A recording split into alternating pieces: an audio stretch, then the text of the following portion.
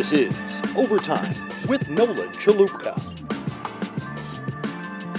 All right, welcome in, guys. It is a Tuesday, April 9th. I'm bringing you this podcast right after the big UFC fight this past Saturday, which a lot of stuff happened before the fight, after the fight, during the fight, and we're going to kind of go over exactly what happened between the Khabib Nurmagomedov versus Al Iaquinta UFC 223 fight card.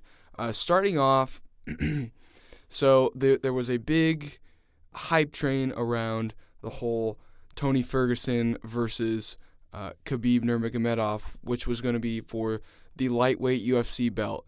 Now, this has been tried for the fifth time. They were trying to get this fight going for the fifth time in a row.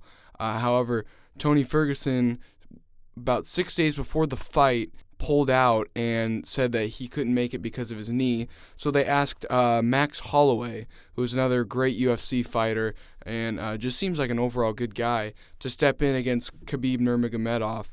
And he immediately stepped in, which is very impressive because a lot of UFC fighters fear Khabib Nurmagomedov. He is 25-0. Well, now 26-0 after Saturday, but he was 25-0.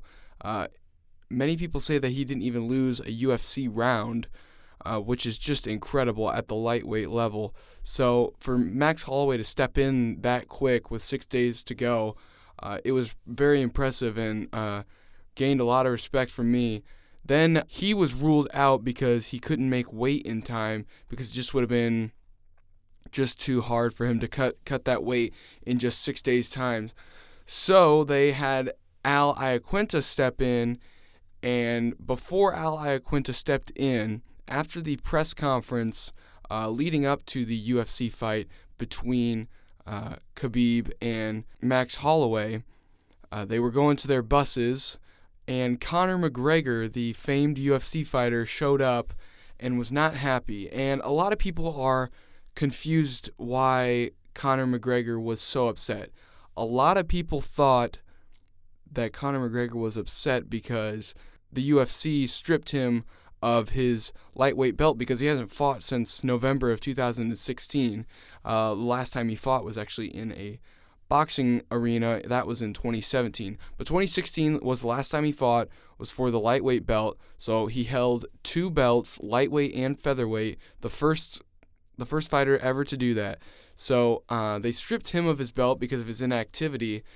And a lot of people thought that he was upset about this, but actually what Khabib Nurmagomedov did to Conor's teammate, which just means that Conor's teammate is just somebody that trains at his gym with him. Khabib found him in the hotel, Khabib put his hand around the back of Artem Lobov's neck, which is Conor's teammate, and began kind of slapping him on the back. Now, this easily upset Conor McGregor, and he got 20 of his friends, hopped on a plane, and flew to Brooklyn and went to the Barclays Center where the fight was going to be happening and where the press conference was. And Conor McGregor has such a large following that he has his own journalism team following him around, which is called the Mac Life. The Mac Life heard that Conor McGregor was going to be coming to the Barclays Center, so they let Conor McGregor in, and from then on, Conor McGregor found out where Khabib Nurmagomedov was going to be going, found out where his bus was so upset that he actually threw a dolly through the bus window. And actually, Artem Lobov, Conor's teammate, was with him throwing stuff at the bus, which was just a horrible and disgusting act, ruining these guys' chances mentally of going into this fight. It actually did injure a few fighters physically. Michael Chiesa was cut up all along in his face. Ray Borg, part of the glass got in his eye. It was just small little fragments of the glass, but it still got within his eye, and he was ruled out. Same with Michael Chiesa for their fight. So they took a pay cut from that, which was very unfortunate. And then Rose Namajunas, who was also on the bus, was right next to the dolly when it was being thrown towards the bus. So she actually almost got hit in the head. I mean, it easily could have killed her.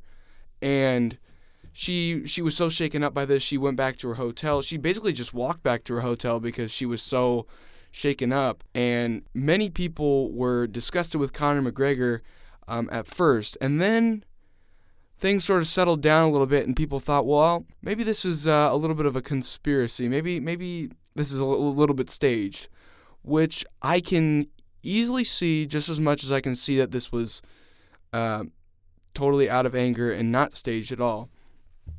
See, Conor and Khabib have had a big beef going for a long time, and there's most likely Conor McGregor is going to be fighting Khabib Nurmagomedov in his next fight, and a lot of people are hoping that it will be in Russia. A lot of people thought that Conor McGregor just maybe took it too far by throwing that dolly through the window. They were thinking, maybe he was just going to he was supposed to just hit the bus with his hands and just kind of frighten the fighters, but he maybe took it too far. And I thought that it was staged for a little bit until I saw Dana White's talks with ESPN, and Dana White being the commissioner of the UFC, and he looks furious. He is outraged with what Conor did. Conor McGregor is pretty much known to be his favorite fighter. He lets Conor get away with a lot of antics, and he let Conor go fight Floyd Mayweather in the boxing ring, and normally he wouldn't do that with other fighters. So this is very out of the ordinary, and it's perfect timing for the Conor McGregor versus Khabib fight that will be happening next, most likely happening next. So it is conveniently staged, it is conveniently timed, but I also have the feeling that it is real. But anyways, after all that happened, there was a warrant out for Conor McGregor's arrest. He was caught, or he turned himself in, and then the fight eventually happened with Al Iaquinta stepping in. The fights overall, the undercards, the prelims, all of it I thought was really good. Going into the Khabib versus Al Iaquinta fight, the first 2 rounds were brutal for Al Iaquinta. He was taken to the ground basically the whole time, and he couldn't do anything about it. He tried to get out of those wrestling holds that Khabib got him in, but Khabib is just a fantastic wrestler.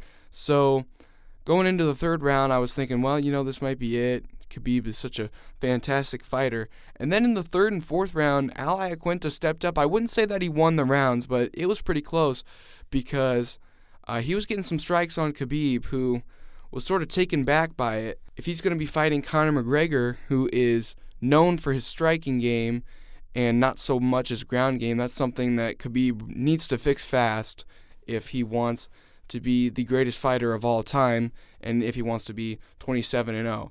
However, going into the 5th round, Khabib did look a little frustrated. It's sort of interesting to see because he's such a skilled fighter, and he's getting beat.